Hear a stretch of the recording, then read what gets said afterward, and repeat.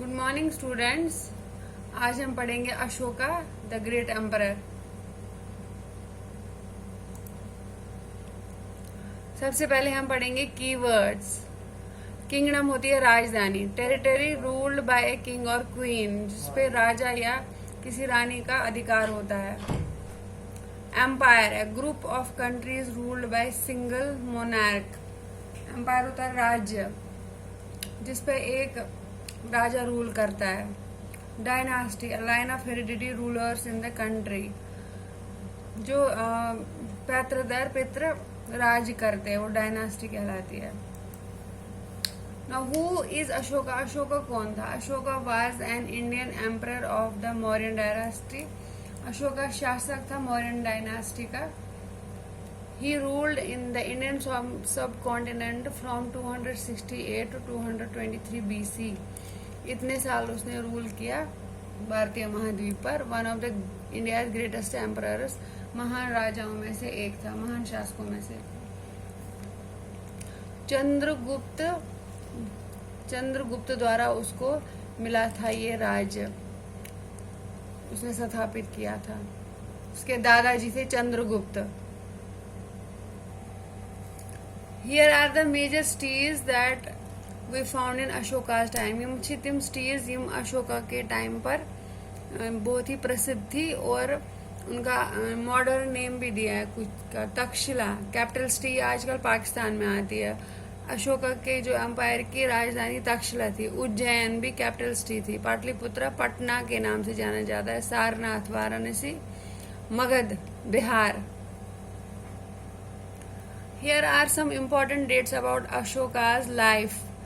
300 BC Ashoka Maurya was born. उसका जन्म हुआ 300 शताब्दी ईसा पूर्व में। 284 BCE बिफोर कॉमन इरा मैरिज उसकी हुई, शादी। 272 उसका शासन शुरू हुआ। 273 BC Ashoka succeeded the throne, उसको राज। Before Christ 273 before Christ Ashoka को अधिकार मिला थ्रोन पे बैठने का, शासन करने का।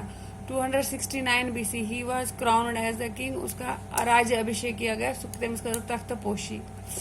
264 BC the war against Kalinga kingdom happened. 264 BC जो महान युद्ध हुआ था कलिंग के बारे में, फिर उसने अपना वो सब कुछ छोड़ दिया। Now 260 BC is more important. ये वो साल था जब वो बुद्धिस्ट मॉन्क बन गए, जब उसने सब कुछ छोड़ दिया। जब उसने देखी क्षति कलिंग वार में कितनी हुई तो उसका मन भर गया, उसने सारा राजकाज छोड़ के वो बुद्ध की शरण में चला गया। 232 BC ही डाइड, वो फिर मर गया। अभी तक बच्चों आपने पढ़ा अशोका के बारे में कुछ इम्पोर्टेंट डेट्स और कुछ बातें। अब हम पढ़ेंगे इस चैप्टर की समरी। इसमें क्या है? सार। Chandragupta Maurya was the first Mauryan emperor. सबसे पहला शासक मौर्यन डायनेस्टी का कौन था? चंद्रगुप्त मौर्य, जो किसके बाद आया था? नंद का खात्मा करके आया था वो राज करने। He conquered Magadha and defeated Seleucus Nicator. उसने मगध पर अपना आधिपत्य स्थापित कर लिया सेल्यूकस निकेटर को हराने के बाद में। अशोका कॉन्कर्ड कलिंगा। अशोका ने कलिंग पर अपना अधिकार जमाया। After the Kalinga war he decided to give up the war altogether. जब उसने देखा कलिंग के युद्ध में इतनी सारी क्षति हो गई, सेना की, औरतें विधवा हो गई, बच्चे अनाथ हो गए उस वॉर में, तो उसने निर्णय कर लिया कि तेमनी डिसीजन की सुतराई वहीं युद्ध करूं।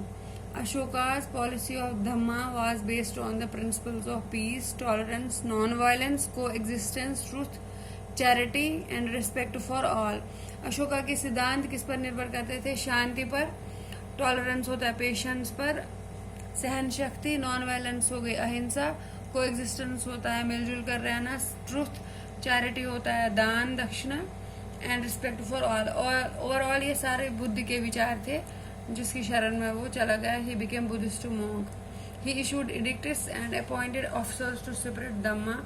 धर्म को इस नीति को फैलाने के लिए उसने अपने प्रतिनिधि जगह जगह भेज दिए। Ashoka is famous for his public welfare measures.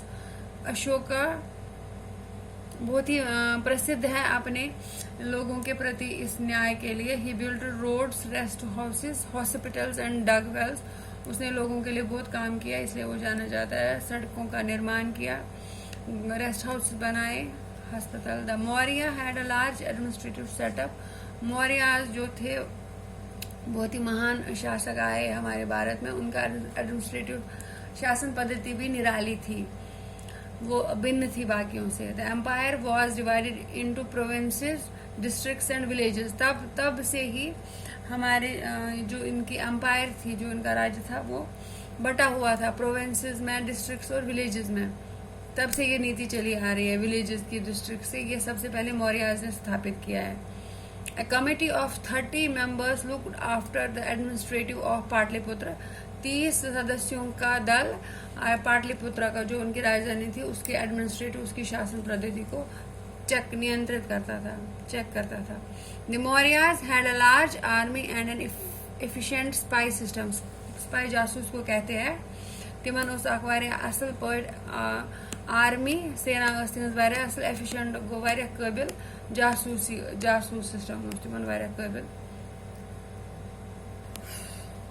तो ये पढ़ा आपने मौर्यास के बारे में और अशोका के बारे में। ठीक है, अशोका ने सारनाथ पे विहार बनाए हैं।